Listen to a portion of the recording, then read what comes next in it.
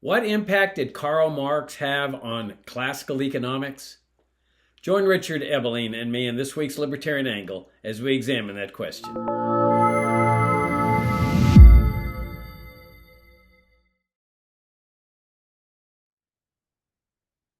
Hi, I'm Jacob Hornberger, president of the Future of Freedom Foundation, and this is this week's Libertarian Angle, the show that brings you the principled case for the libertarian philosophy. I'm joined by my co-host, Richard Ebeling, professor of economics at the Citadel. Hey, Richard, good to see you again. It's good to see you too, and to be back with our viewers and listeners as the holiday season is rapidly approaching. Yeah, thank you all for tuning in, and thanks for your great support of FFF. I think you might be getting your fundraising letters now. As you all know, this is our end of year fundraising time. We've also posted my letter here for fundraising at the end of the year online. You can check it out at our website and, of course, in our FFF Daily that we send out. We can't do it without y'all's support. You've helped us out for 34 years now. You kept us going, and you fund things like this, and you fund the exposition of this principal case for liberty. And you all know that this is the way Richard and I feel, that it's only through these principles, the genuine libertarian principles, that we can achieve the genuinely free society. And that's what we're striving to do, striving to get that free society. And in that context, Richard, we'll continue our discussion. Economics is obviously central to a free society, free market economics. And so what we're doing with this series is we're studying the foundations of free market economics and introducing people to these foundations. And we started with Adam Smith's Wealth of Nations, and we've worked our way up through many of the classical economists, certainly the major ones were David Ricardo, John Stuart Mill, Malthus, Bastiat. And now we're heading into a figure that is not commonly known as a classical economist, but really he does fall in that category, and that's Karl Marx. Marx takes a lot of the principles of the classical school that can be traced back to Adam Smith, especially with respect to the theory of value, or what is commonly known as the labor theory of value, that formed the foundation of classical economics and that was later discovered to be fallacious by the Austrian school. I mean, that was one of the big contributions of the Austrian school, is piercing the falsity of the labor theory of value. But certainly Marx based I think, most of his whole philosophy and platform positions on that fallacious notion. So on that note, why don't I turn it over to you, Richard, and give us a nice little summation of Karl Marx and the classical school. Well, just to give a brief biography before the ideas, Marx was born in 1808 in Trier in Western Germany. He was born into a middle-class bureaucratic family. His father was a civil servant. Originally, the family was Jewish on both sides, but in that time in Germany and Prussia, Jews were excluded from the civil service, and so it was not uncommon for Jews to convert to Christianity, some out of conviction, but many out of the pragmatic pursuit of a career. That seems to have been the case of Marx's father. He grew up in a middle-class family, not particularly religious. He then went off to the University of Berlin, to complete a PhD, which he never completed at the University of Berlin. He notoriously spent his days and evenings at the taverns and the pubs and the bars, drinking and carousing and arguing philosophy with his fellow students, who clearly were also missing their classes. The upshot was that after this had gone on for, I guess, about 2 or 3 years, his father got irritated that he was not really zeroing in on a completion of his degree, but just spending the money his father was sending on enjoying a student's extracurricular life. And he returned to Western Germany, but he did earn a PhD by what used to be known as a correspondence course before the internet. You would take classes through the mail, take exams, and then have a final exam. You'd fill out them. There'd be a proctor. It would be sealed and sent off to, in this case, the University of Jena in Eastern Germany. and he was awarded a PhD on that basis. But the hero of the working class, the the the the the intellectual leader of the proletariat exploited, to be honest, never worked a day in his life. He inherited a little bit of money when he got married. His wife was from a sort of a upper middle class family. That when they got married, she inherited one of the maids from her family, and that maid lived with them for the rest of their lives. And I'll come back to that in a minute. But he basically made his living when he actually worked as a newspaper writer. He wrote for several newspapers in Western Germany and in Belgium. One of them was in the early 1840s, a paper called, that in English would be called the Rhineland Times, Rheinische Zeitung, the Rhineland Times. And it's interesting to note that in 1842, Marx was anti-communist. I know it's hard to believe, but he wrote these pieces in which he said, so communism is not only impracticable, but would not be ethically desirable if it was attempted. Now, that's the Marxist I like. That's the kind of Marxist I like, the anti-communist Marx. Alas, because of other editorials and articles he was writing critical of the Prussian and other German principalities, the newspaper was shut down. He had to move to Brussels. The same thing happened. He ended up in Paris. And it was in Paris that he came in really into the circle of socialists, French socialists. So, socialism does not originate with Marx. It was around for a while, particularly among the French. And a part of that circle of French socialists, he came to meet the man who would be his lifelong friend, benefactor, financial benefactor, and intellectual collaborator, Friedrich Engels. And Engels was not a downtrodden worker either. He was the son of a German textile manufacturer.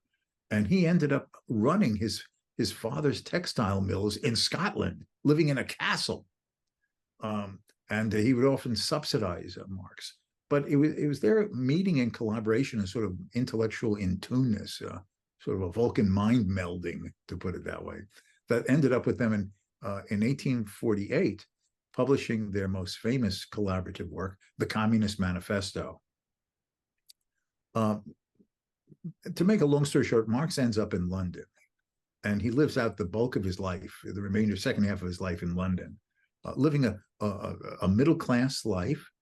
He worked part of the time as a European correspondent for the New York Herald Tribune, with some of his opinion pieces and articles actually being ghostwritten by Friedrich Engels, because Marx was too busy in the British Museum, the big library, doing his research on the evils of capitalism. I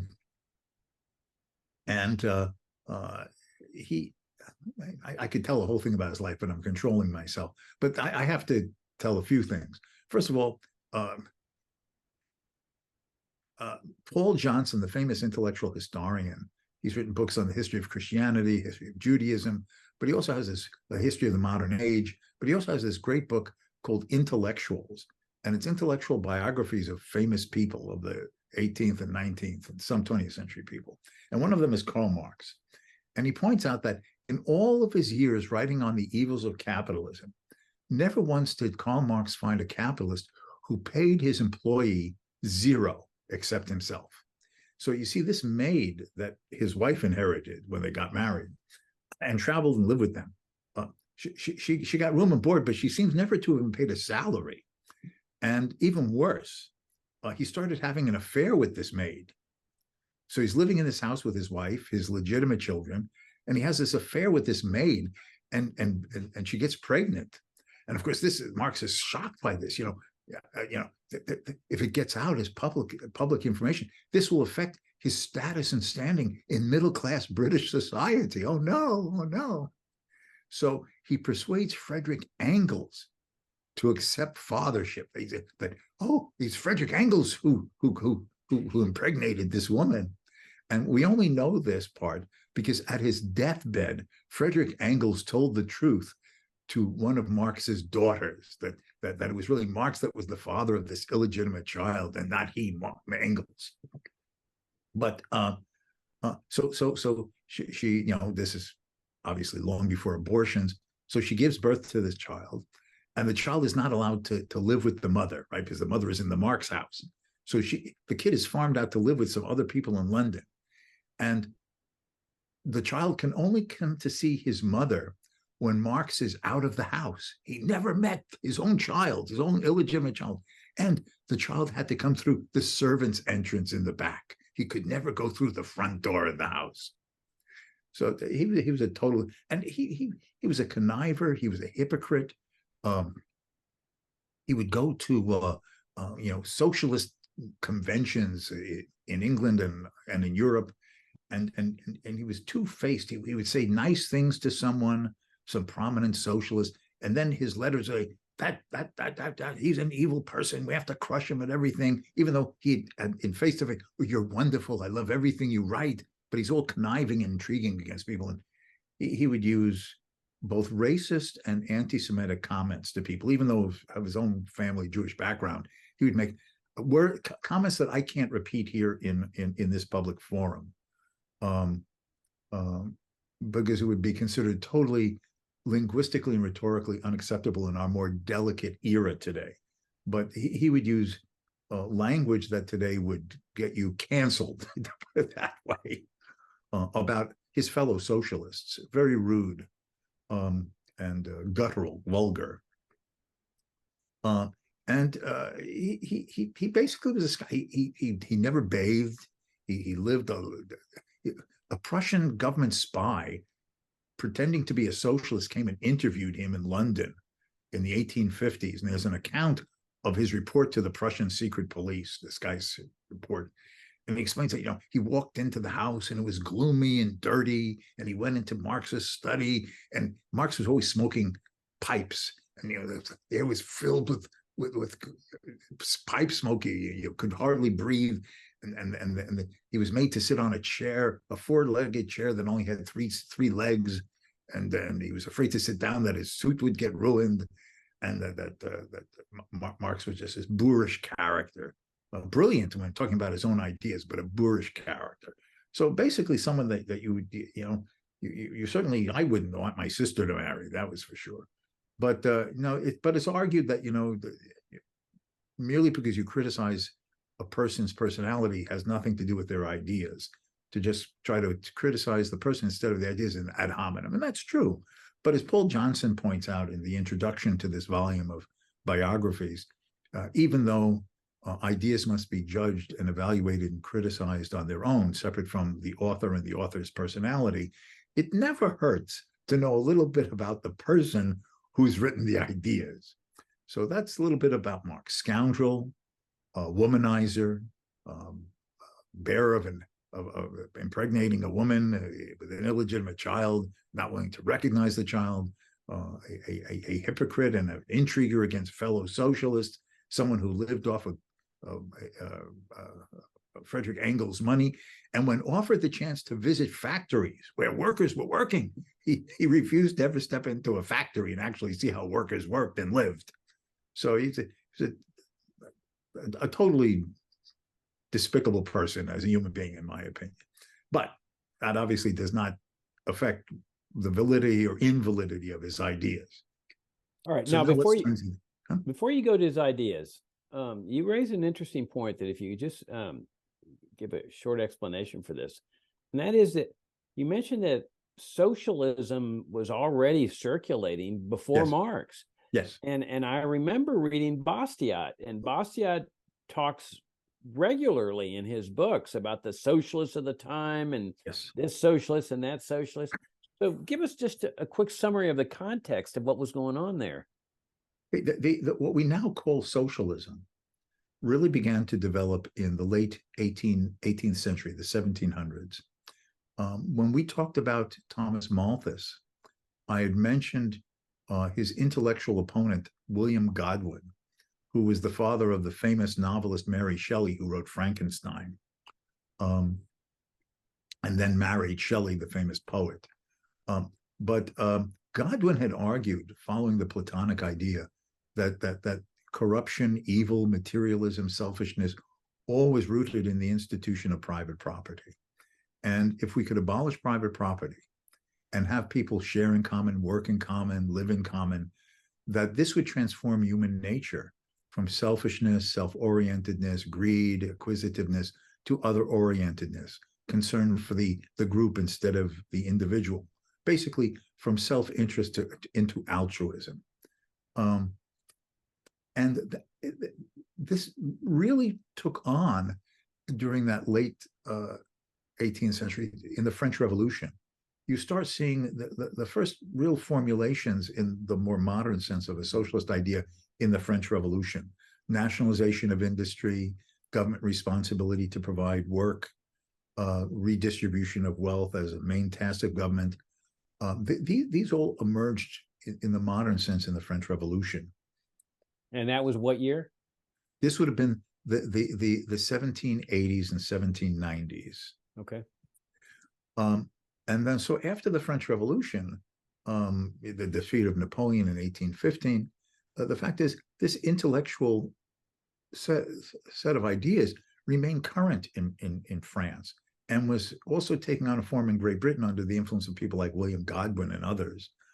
And so, when Marx arrives in Paris in the early or sort of mid 1840s, there is this movement.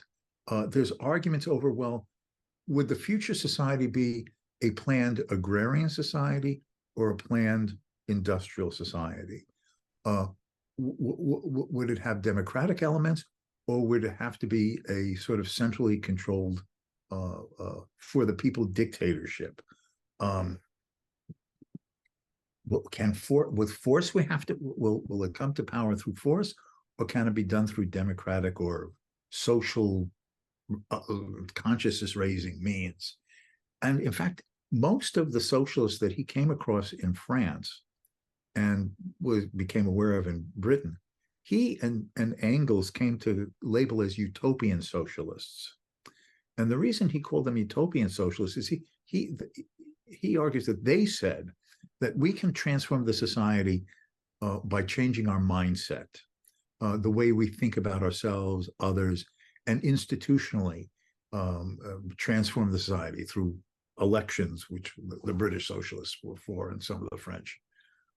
Marx and Engels ends up saying no, that this is the ideal is right, the abolition of private ownership, the communal sharing of the means of production for collective production, for some type of egalitarian sharing of what is produced, but that socialism cannot come by a matter of just choice or will. Socialism can only come as the inevitable stage of an historical process of which man has little control. And this is because Marx was influenced already as a young student at the University of Berlin by the ideas of Hegel, Friedrich Hegel. Hegel argued that history follows a trajectory, and this trajectory follows various historical stages and steps through a dialectic process. Dialectic is an old Greek word. It just means controversy through conflict, opposite positions being argued to find, where the truth lies in between two positions.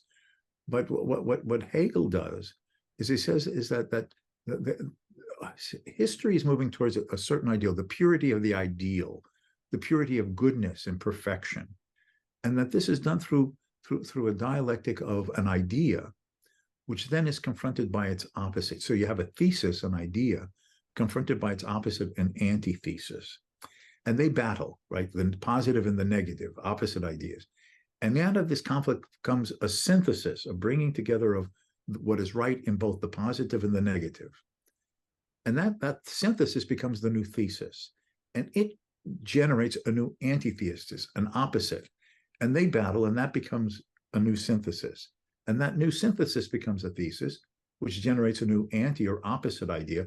And that battle results, and the purity of ideas until the perfect good, the perfect virtue, the perfect just, the perfect rightness of ethical living, which could be man. So it's the dialectic of ideas to a purity of ethical and philosophical perfection.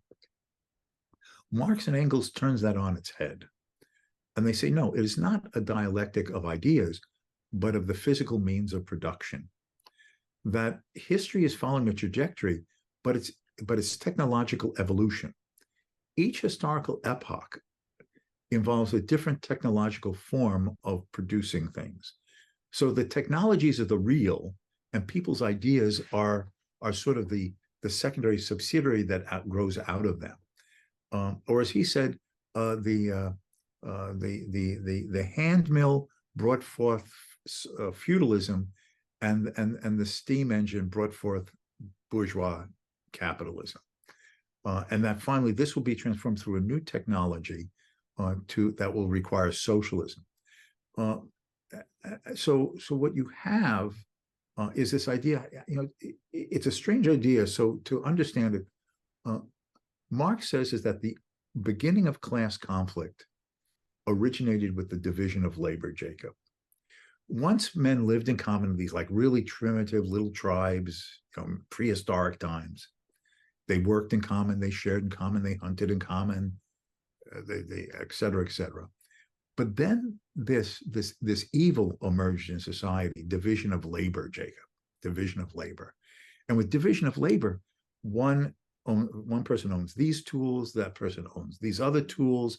One ends up being the countryside, the other becomes the town worker, then the hired worker and the owner of the means of production.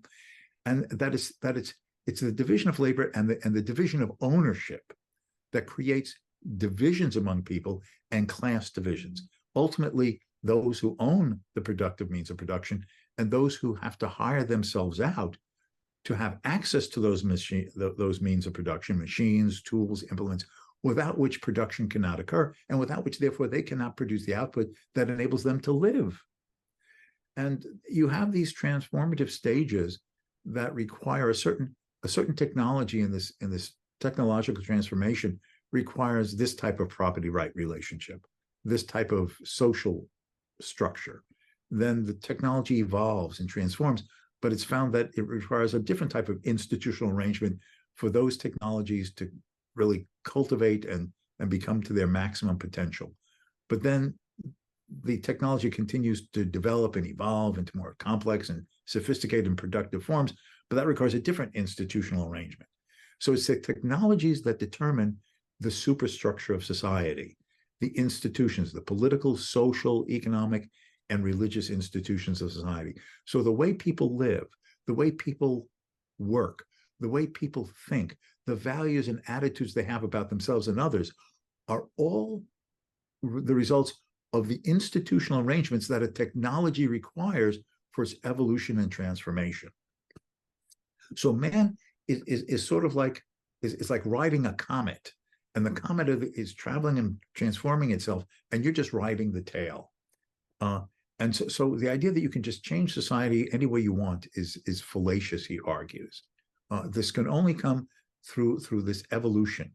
So in other words, just as the phrase of, we cannot have this wine before its time. It has to be, the grapes have to be crushed, and then it has to be fermented and has to sit in the barrels a certain amount of time. And no, you can't have this wine before it's time. This idea, we can't have socialism before it's time. So that there's an inevitability of feudalism, capitalism, socialism, and then communism. And this will then bring about utopia. And so let me sort of explain what he means by this. Under capitalism, the technologies require a property right relationship of capitalist owners and workers. But there are certain forces at work that are going to undermine this. Competition will result in the weak competitors losing out to the stronger business rivals. And the weak will sell off their property to the stronger survivors of the competition. So wealth and industrial ownership will become increasingly concentrated. At the same time, businessmen are going to find out that to be able to keep up this competitive process and not lose out and fall by the wayside, they have to devise ways to constantly invest in new labor-saving devices to lower their costs. But the more that they do this, the fewer workers they need, because the machines are doing more. So more and more workers are being pushed to the wayside in what Marx calls the reserve army of the unemployed. So you have wealth being concentrated, you have machines replacing workers with this vast unemployed mass who are competing for the few remaining jobs, and wages are falling lower and lower as they compete. Please, sir, let me have the job. Don't give it to Joe.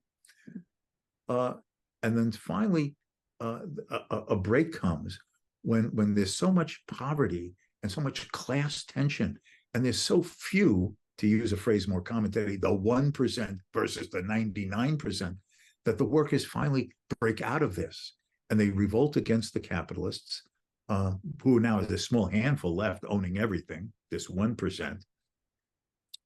And then they will transform society into socialism. Now, what is socialism? In socialism, there's still a government, and it is a vanguard of revolutionaries who represent the spirit and interests of the workers. And this new socialist government will centrally plan. They will redistribute wealth. There'll be health care. There'll be retirement pensions. There'll be guaranteed levels of income. So basically, central planning with the welfare state. But there's the technologies and keeps developing in this historical dialectic. So finally, the machines will become so productive that man doesn't have to work anymore in this socialist society. The machines do everything, are so productive that a handful of hands can handle it in sort of a casual way. So work becomes redundant. Division of labor is no longer needed. And we now enter a utopia in which the technological transformations have become so vast that we are in a post-scarcity world. You can have everything you want in any quantities at any time, that you're living in a new Garden of Eden. No work, just play. Output falling upon you, where man is relieved from labor. The dream of mankind to enter a heaven on earth. And that is the imagery that Marx has that becomes the basis of his conception of revolution, resistance, overthrow, and then socialism leading to this communist utopia. All right. We're about out of time. We still have to get into the whole theory of value. Yes. So we'll continue with Marx next time. Yes, because what we need to do is that to understand the theory of value, which he does take from Smith and Ricardo, and understand what it's saying and why it's saying it and what's wrong with it. And if we understand what's wrong with it, we really understand a core element of what undermines the entire Marxian framework. Okay, which then sets the foundation for the Austrian school and the marginal theory school, correct, subjective value school of correct, of value. Okay, that sounds great. That's a great introduction to Marx, Richard. A nice 30-minute summation and analysis and introduction. I've obviously had to condense it a lot, yeah. For which I apologize to the listener and viewers, because there's however perverse, there's a richness and logic to Marx's system, but I've tried to at least condense it into some simplified way. And that's without even talking about his brothers, Harpo, Chico, Zeppo, or Groucho. But what can I say? No, it was an excellent analysis, excellent summation. And so we'll wrap things up. As always, I enjoyed the conversation, and thank you all for tuning in. Again, this is our end of year fundraising time. I hope you'll take time to send us your generous contribution to help us out in the year ahead. And Richard, I look forward to talking to you next week. Until next time.